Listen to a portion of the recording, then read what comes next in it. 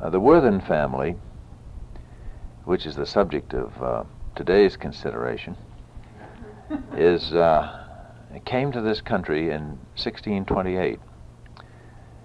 They arrived in Boston, the mother, father, and little boy. The mother and father soon died, and the little boy was apprenticed to a blacksmith, and he was treated cruelly.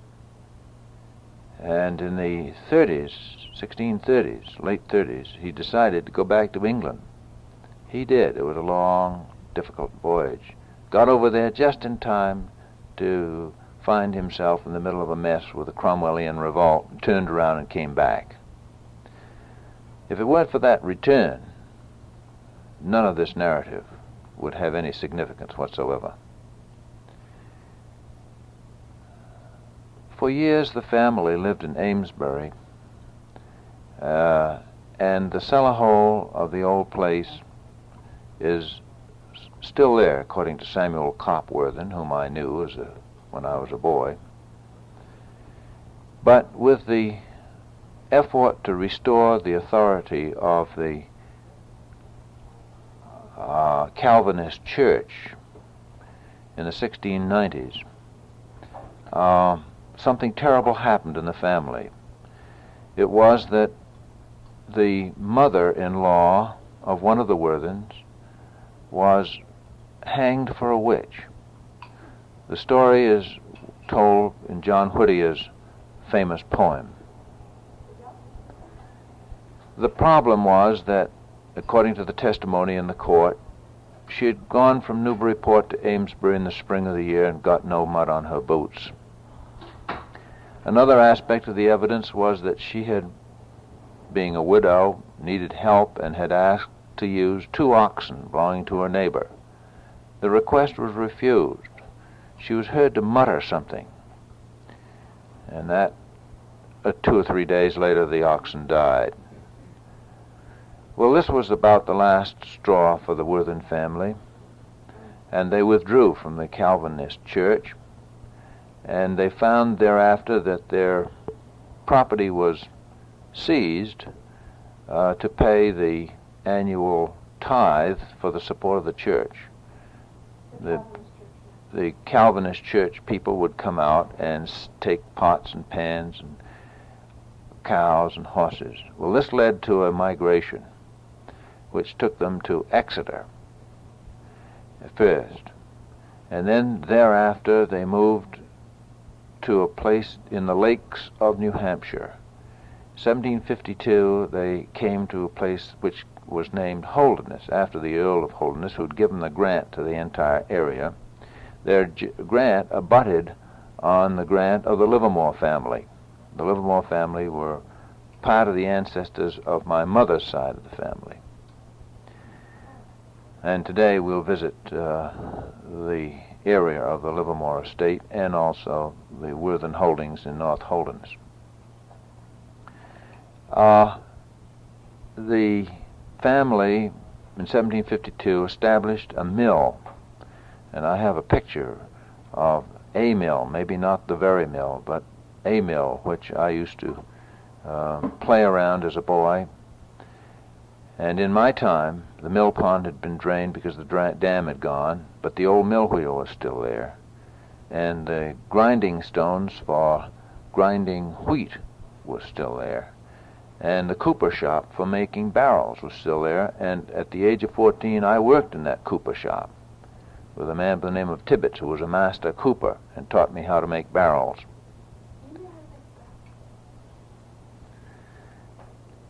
Across from the mill were 2 houses which had been built for the members of the family. The Daniel Worthen house on the upper road, I hope we can see today.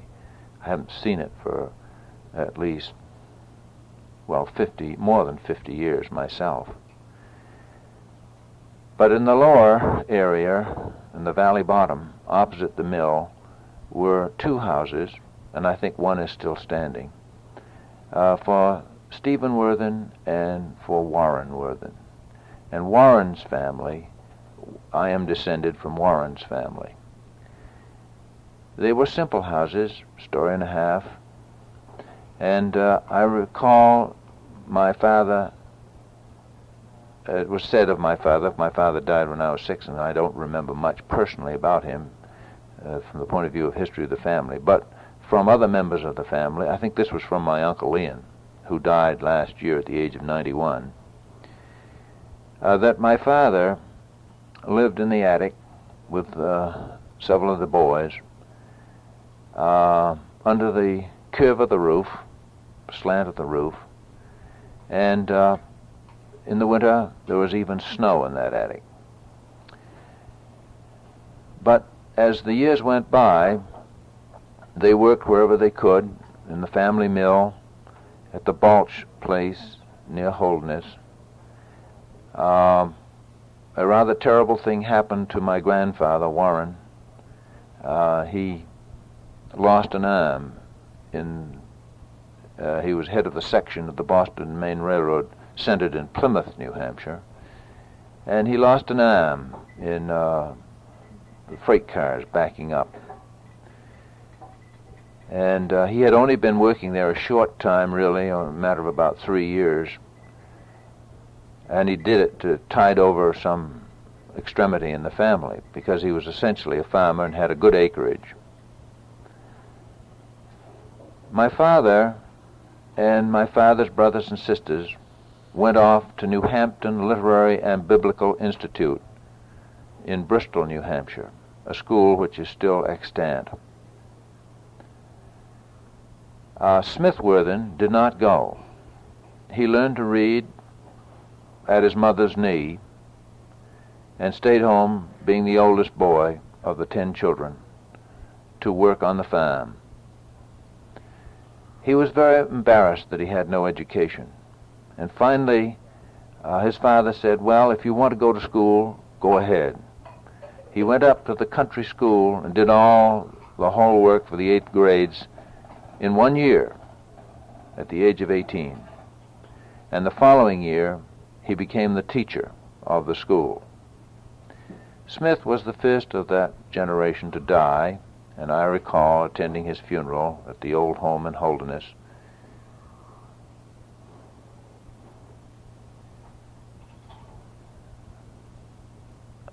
Gene and I both remembered his kindnesses to us on hunting expeditions that we used to take over there. There was always hot pie and coffee when we came in out of the snow. As I said, he was the oldest. I made a mistake when I said he was the first to die, because my father was the first to die in 1915.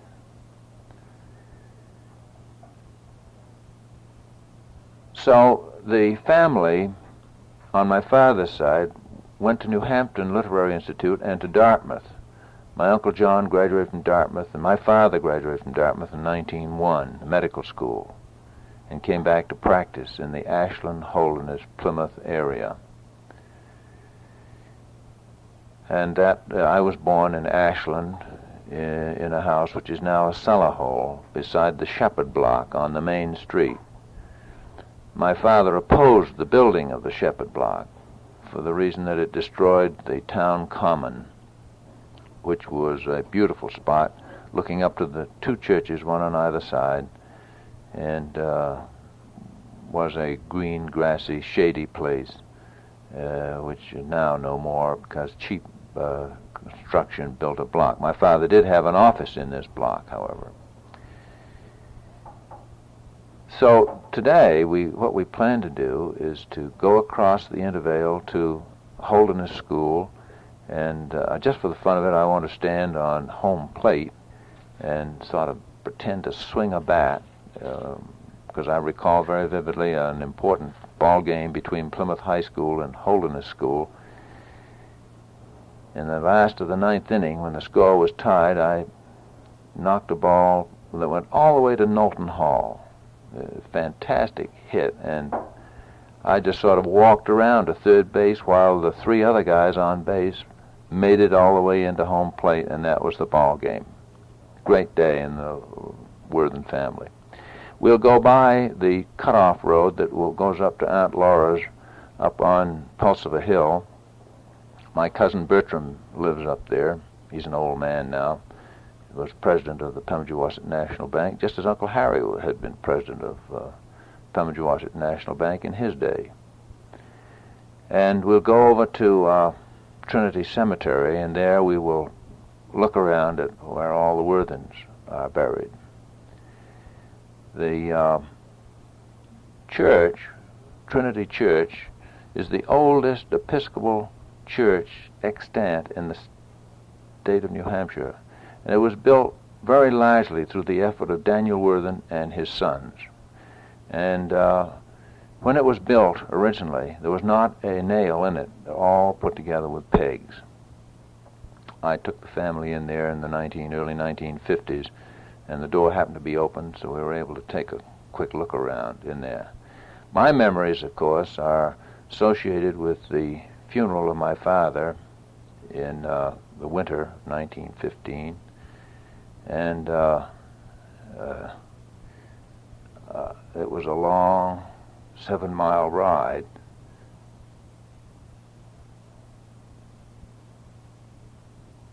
From Ashland in open sleighs with buffalo robes up there.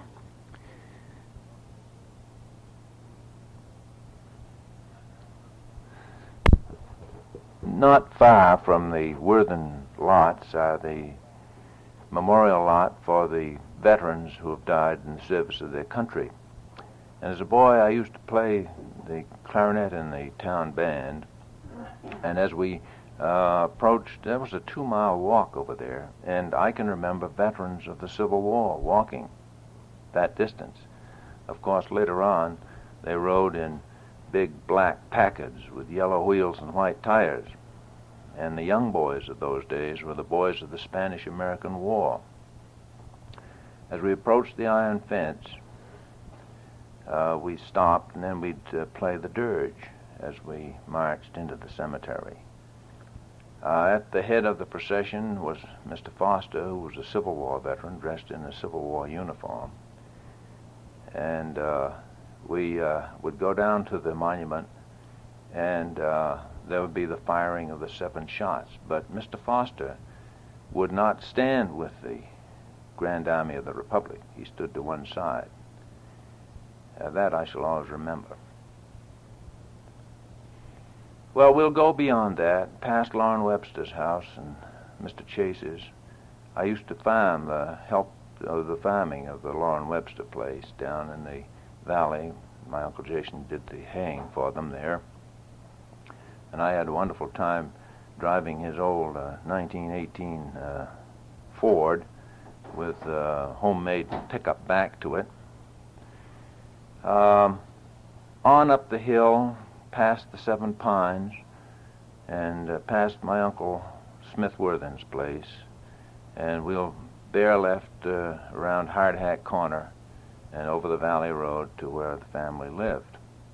This we'll see, and then turn south to across Owl Brook to Squam Lake, where in 1923 we had a family reunion with 123 members and their collateral relations present.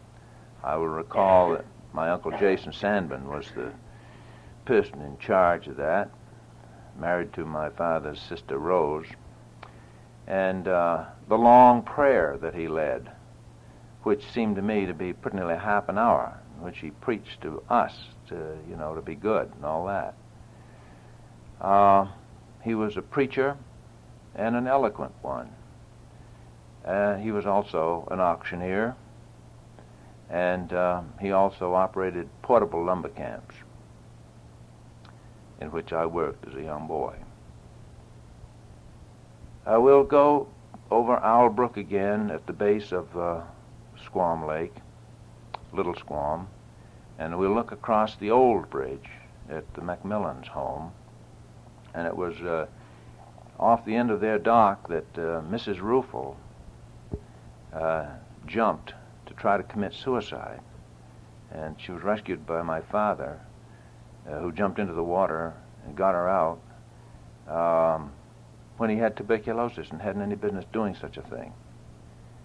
The Ruffel family were Germans, and the father was involved in the service of the Empire and was killed in World War I.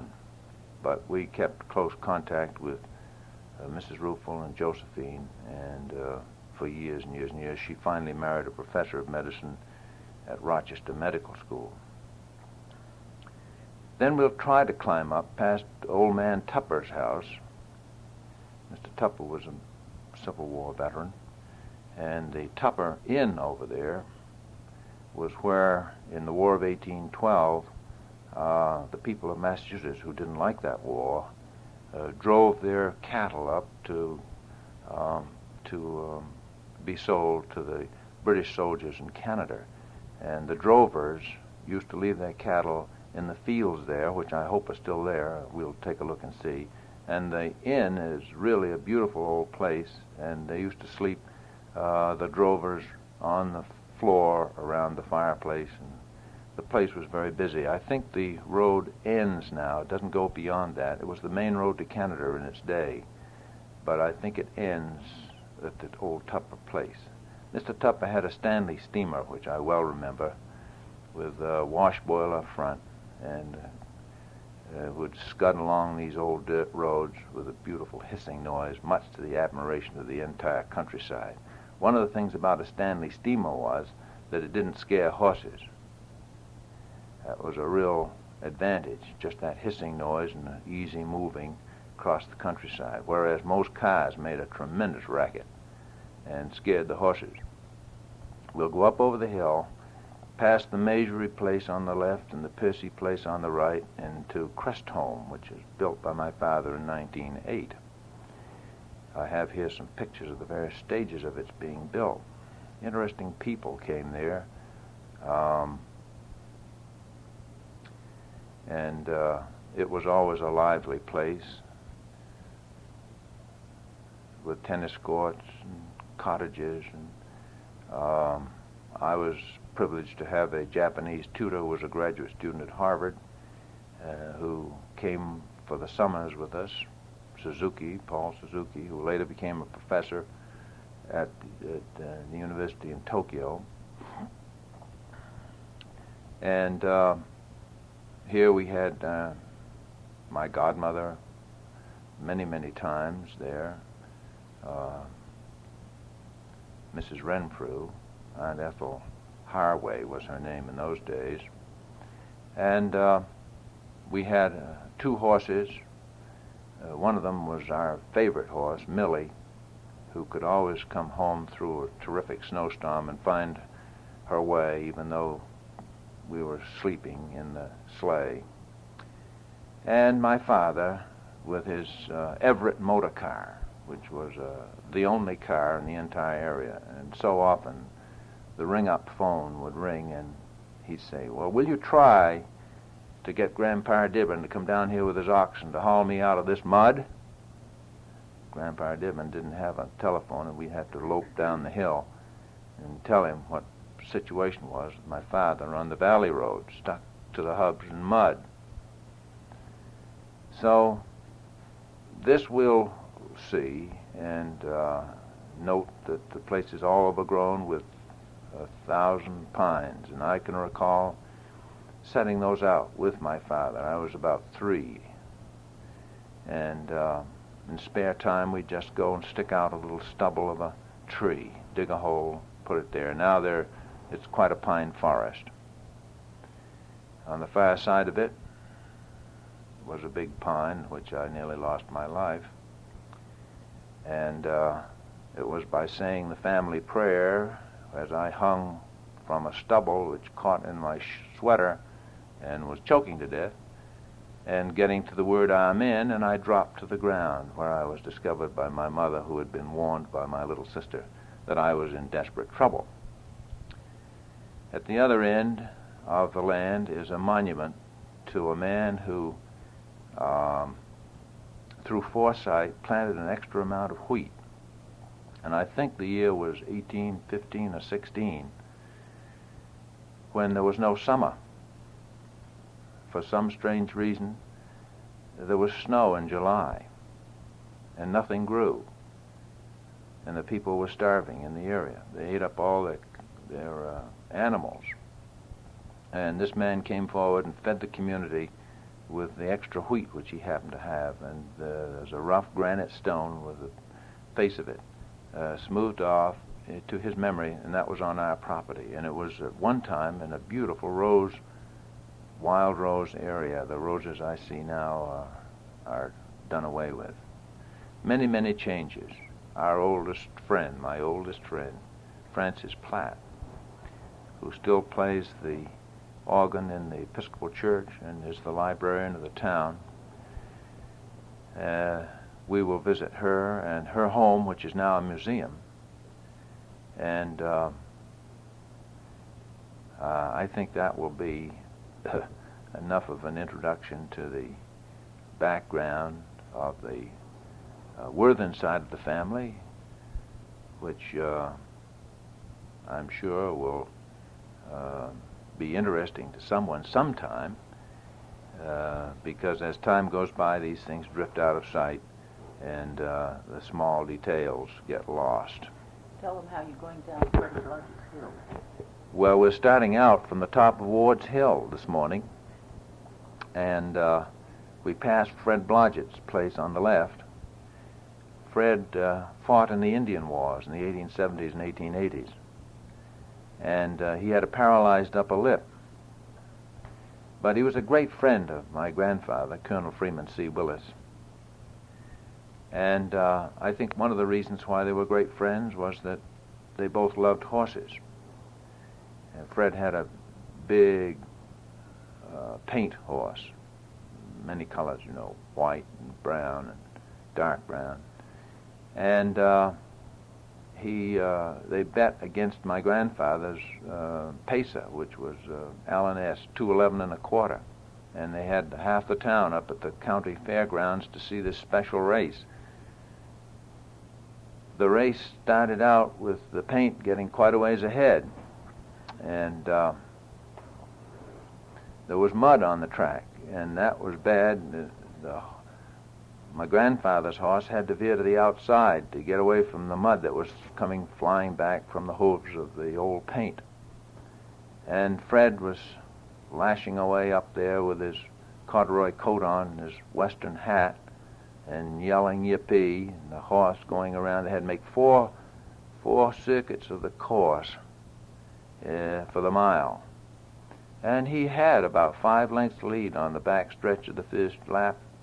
And he had to have that because they was throwing so much mud my grandfather couldn't see, and the horse was getting it in his face too, so he had to stay to the outside.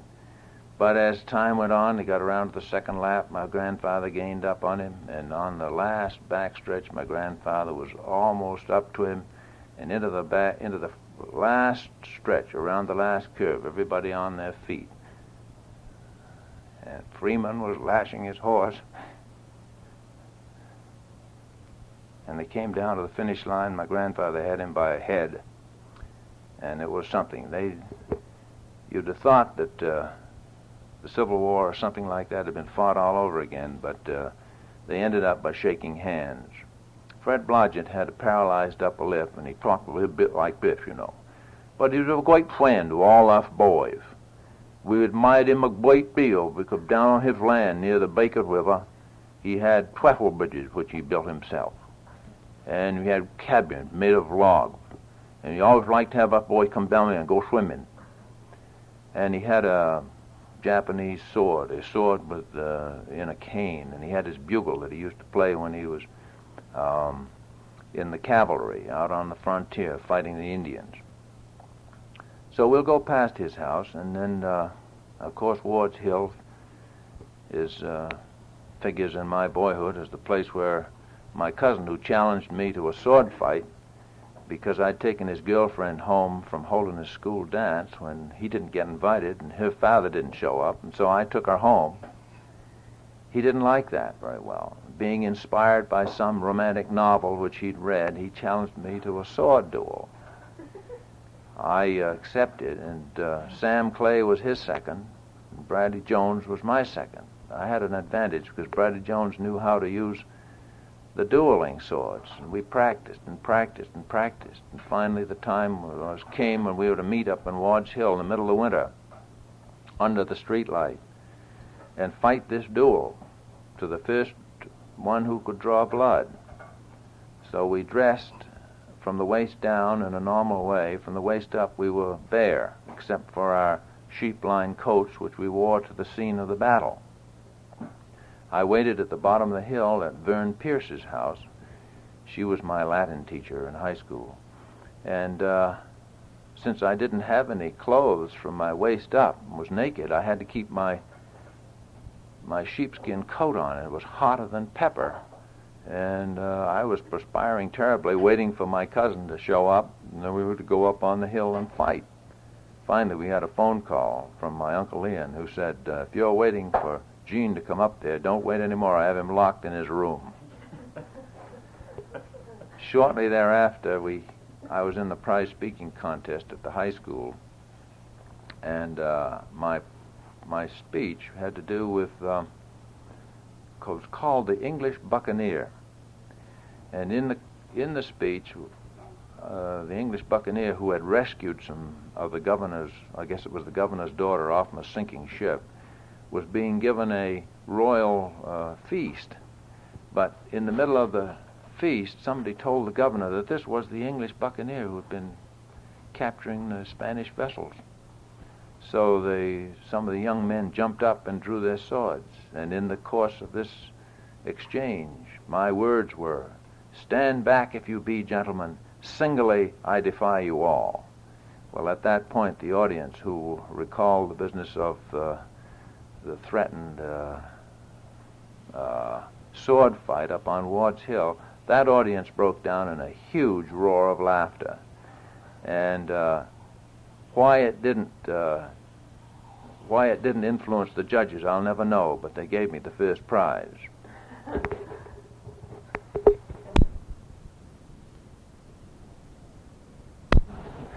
We are here on the campus at Holderness School across the river from Plymouth, and this was a part of the estate of Judge Livermore. And you'll recall that Judge Livermore is featured in Kenneth Roberts' Northwest Passage. Only in Kenneth Roberts' book, he had him going to Harvard, and I know for a fact that Judge Livermore went to Princeton, because I've seen his diary, and I knew that he went by sailing vessel from Boston. In those days, Princeton was called Nassau College. And this was his big estate. Now I'm looking at this. There are also a lot of mountains around here called Livermore. There's Mount Livermore Falls and Livermore Falls and so forth. Now that's the mother's side. That's a part of my mother's side of the family. I'm looking at this 48 or 9 years after I stood on this very spot on what used to be the old baseball field. And it was the last half of the ninth inning, and it was Plymouth versus Holderness. The score was 1-1. And I had been playing pitcher for the first 3 or 4 innings, and then first base. I came to bat, and I knocked the ball, a hard liner, right between second and third, and it went all the way over to Knowlton Hall. Which one? As we stand here now, Knowlton Hall no longer exists, unfortunately. These are all new buildings that I see in front of me. There are only 3 buildings that I now recognize. I recognize the gymnasium, I recognize the old red classroom buildings, and I recognize the church.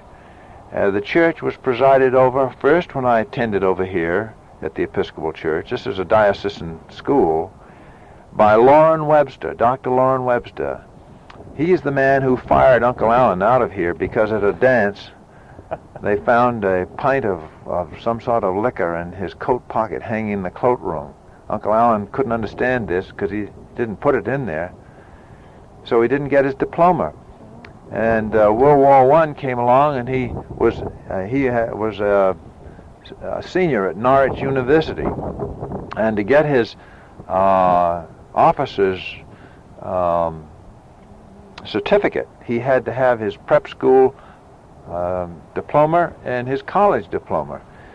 And he got in touch with Dr. Loren Webster, and he said, "Alan, I have to tell you something.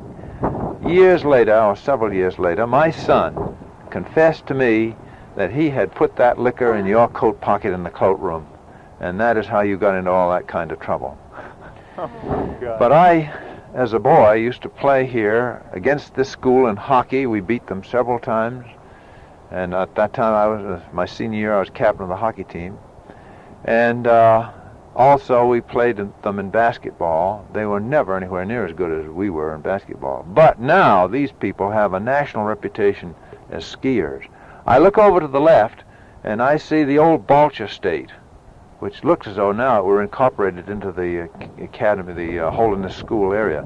The Balch estate was where my father worked in the summer sometimes when he wasn't working on his own farm, during the years that he was going to Dartmouth Medical School. That was where that picture of him holding the horse was. Yes, he was standing out in front of the stable holding one of the Balch's horses. Down over the bank there is a moat called Balch's Moat, and when I was a boy, I used to have a raft over there in the bushes, and every year I'd pull that raft out, and John Clay and I would pole out into the water and catch pickerel. Now, the business of catching fish was not sport, it was for food, and we really needed that food in those days, and when I came home with a great big pickerel, the family was all smiles. Except on Sunday, right? That's another little story that Hilary remembers here, about my cousin Jean and I fishing off the little bridge in Holderness on a Sunday. And the person fishing there ahead of us had gotten his line tangled up in a tree, and then he left in disgust because there was an old big bass down underneath there heading against the current that he couldn't catch. Well, Jean held on to me. I was lighter. And I held on to and I reached way out over and I got the snagged line that this man had lost. So we cut a long birch pole and put the remnants of the line on the end of the birch pole, reversed the pole back under the bridge, and let the line with the man's bait on it drift down in front of this huge bass. The bass took it, and after a little struggle, we had a huge bass. With the pride of young boys, we went up the hill to where Uncle Jason and Aunt Rose, Uncle Liam were visiting, and presented it to them. My uncle's face fell. Instead of giving us all kinds of compliments on what a beautiful bass it was, he said, "You caught this bass on a Sunday afternoon. Take it out of this house. Do what you want with it. Get it out of here." So we went down and we had to give it to somebody down by the river, down by the exit, the little small bridge there by the Macmillan trees. Well, that obviously that day ended in a certain degree of dismay for two young boys.